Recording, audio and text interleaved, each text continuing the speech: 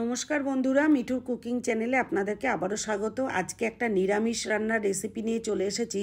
যারা আমিষ খুব প্রিয় যাদের, তারাও কিন্তু আমিষকে দূরে সরিয়ে এটা খেতে বাধ্য হবেন এবং খুব ভালোভাবেই খাবেন।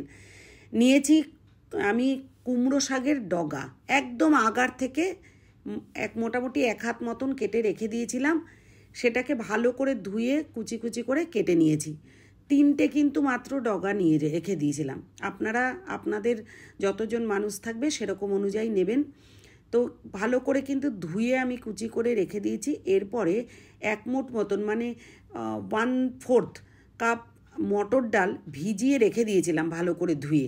তারপরে প্রেসার কুকারে দিয়ে জাস্ট একটা সিটি দিয়েছি, খুব বেশি সিটি দিলে কিন্তু ঘেটে যাবে।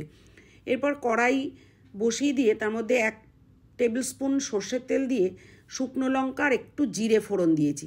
দিয়েই ওই ধুয়ে কুচিয়ে রাখা শাকগুলো দিয়ে ভালো করে নাড়াচাড়া করতে হবে। ওই তেলের ওপরে একটু নাড়াচাড়া করার পরে 1/2 ইঞ্চি মতন আদা গ্রেটারে গ্রেট করে নিয়েছি। এটা বাটার দরকার নেই, গ্রেটারে গ্রেট করে দিলে বেশি ভালো লাগবে।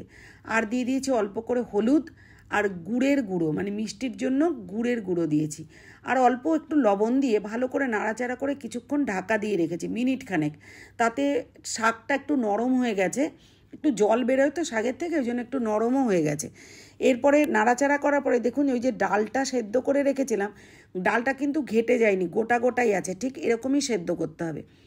দিয়ে শাকটার সাথে ভালো করে নাড়াচাড়া করে ওর মধ্যে আরও একটু হলুদ আর একটুখানি লঙ্কার গুঁড়ো দিয়েছি রঙটা একটু ভালো লাগার জন্য।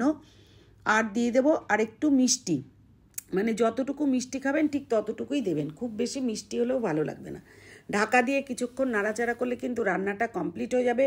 উপর থেকে কাঁচা লঙ্কা দিয়ে দিয়েছি একটু, আর দিয়েছি ঘরে বানানো ঘি। দেখুন ডালগুলো কিন্তু গোটাই আছে, ঘরে বানিয়েছিলাম। 1 চামচ ঘি ওপর দিয়ে ছড়িয়ে দিয়েছি। দুর্দান্ত হয়েছিল, মাছ মাংসকে একেবারেই ফেল খাইয়ে দেবে। হ্যাঁ, আপনারা যারা এখনও পর্যন্ত চ্যানেলটা সাবস্ক্রাইব করেননি, সাবস্ক্রাইব করে আমার পাশে থাকবেন।